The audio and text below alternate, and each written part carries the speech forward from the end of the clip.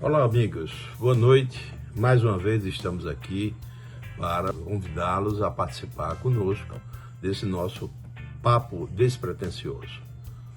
E hoje nós teremos uma pessoa muito agradável, uma psicóloga, Ana Hélida, trabalha na Liga contra o Câncer, trabalha em várias clínicas aqui na nossa cidade, vários serviços, é chamada frequentemente para dar palestras, ministrar aulas, e ela tem uma grande experiência também na convivência de crises, convivência de perdas, situações de perdas, situações de luto e situações de conflito. Então, quando eu pensei numa pessoa, ninguém melhor veio naquele momento do que chamar a Ana Hélida. Então, será um prazer recebê-la, Ana Hélida, aqui nesse nosso papo despretensioso. É com você a palavra.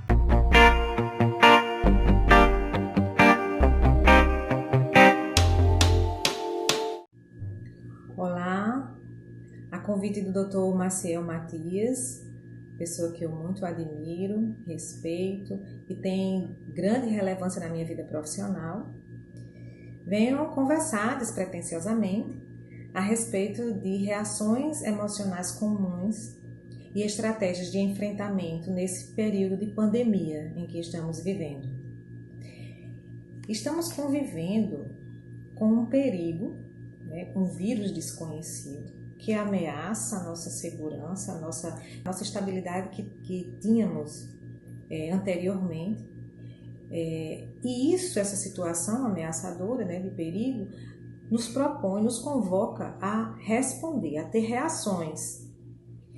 Essas reações, elas vão diferenciar-se, ela vai variar dependendo de muitos fatores. Desde estruturas de personalidade, repertórios anteriores ou experiências que nós tivemos anteriormente em lidar com situações ameaçadoras, com lidar com frustrações, e também o contexto atual em que nós estamos.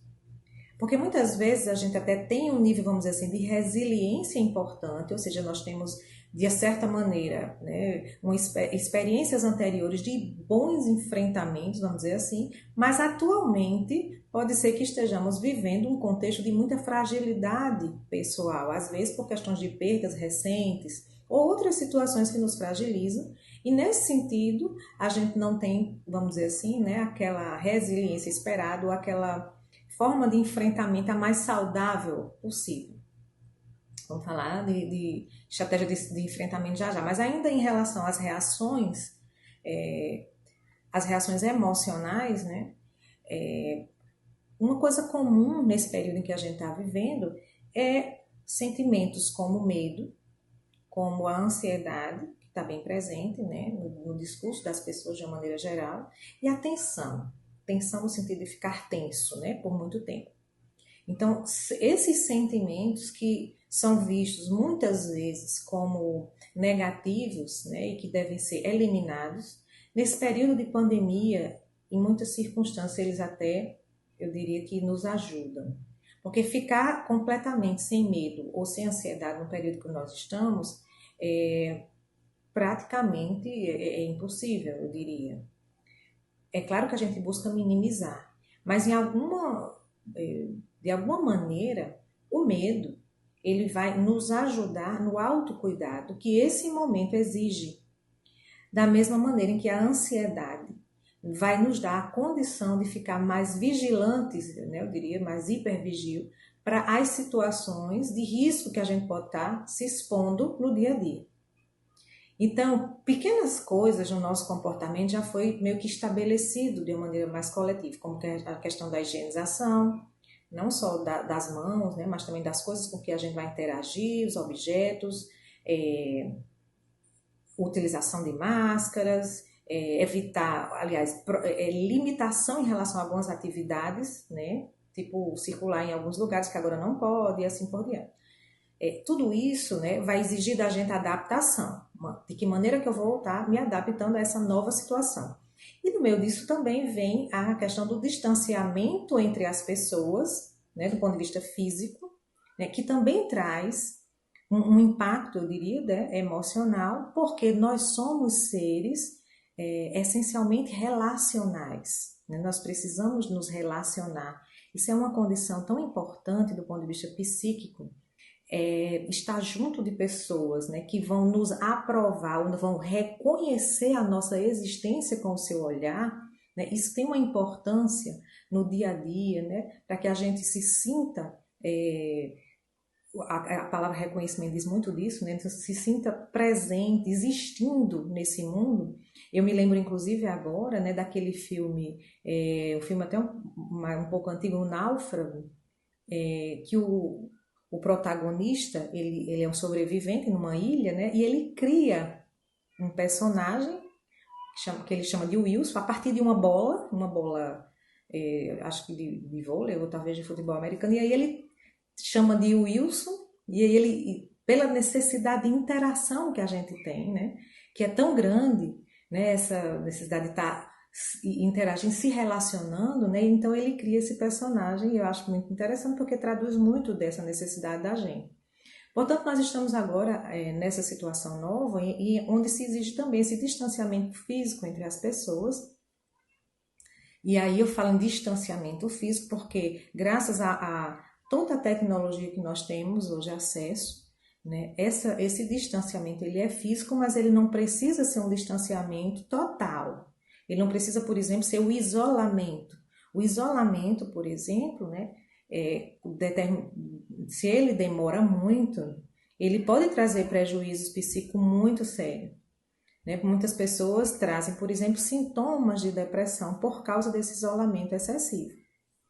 Então, todas essas mudanças que a gente está inserido em esse contexto de novas regras, né, tem de fato, né, nos chamado a reagir, a buscar estratégias para reagir no meio de tudo isso.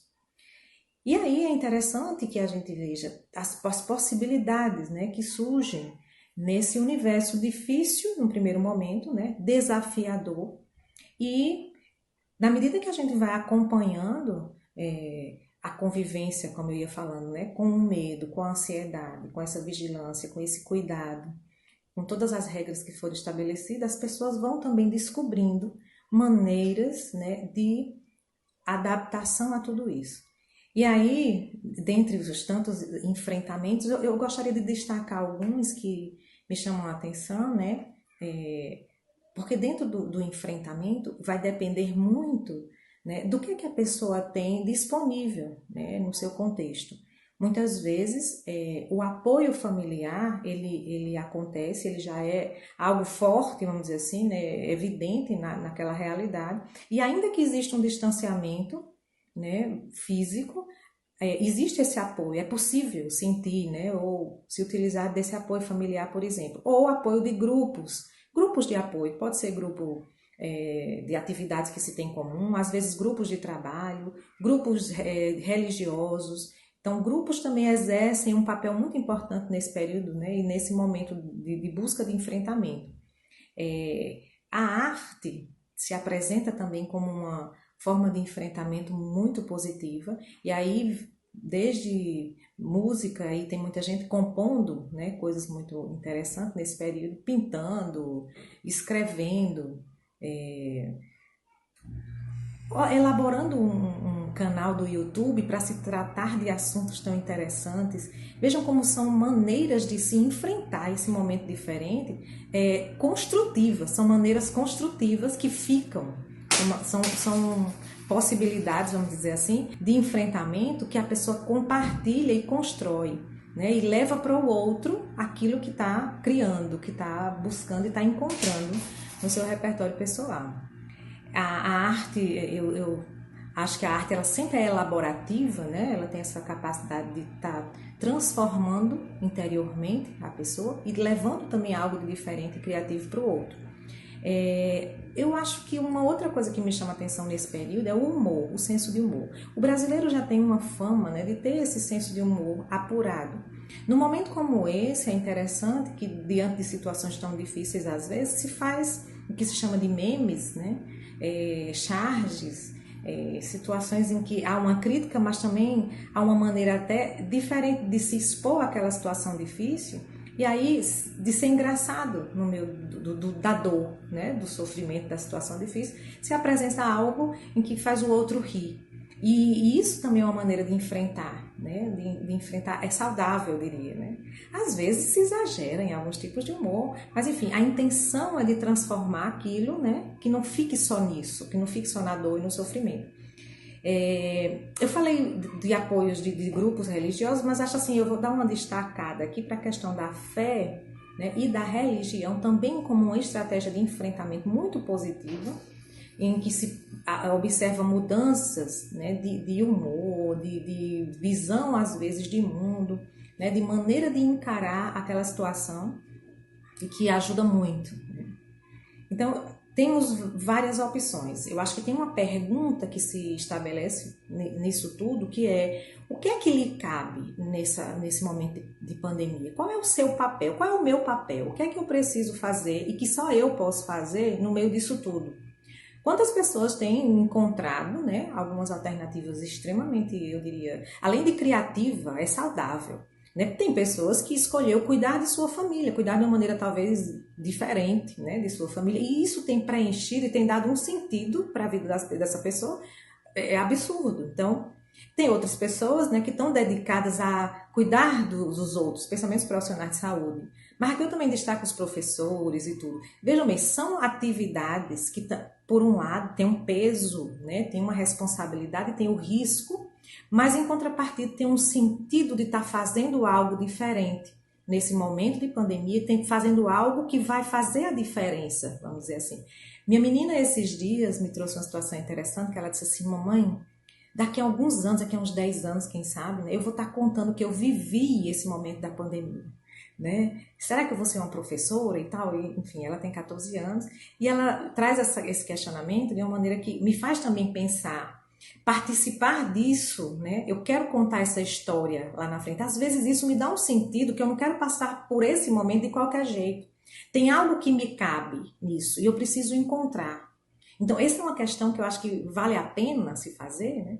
Porque ela dá um sentido de construção, que é isso que a gente está, né, falando. Então, as estratégias de enfrentamento, elas vão estar levando para isso, para a construção de algo que eu quero que fique para alguém, que eu levo. Quantas iniciativas de solidariedade, né, de ajudar o próximo, tem surgido também situações como essa, né, de pandemia ou de dificuldades que às vezes a gente vivencia. Portanto, olhar para isso tudo que está acontecendo. Aquela pessoa que tem mais aquela tendência de vitimização, né, pode ficar nisso, né? Ai, eu sou um azarado, eu sou uma pessoa que, coitado de mim. Então, tem muitas pessoas que têm essa tendência, né?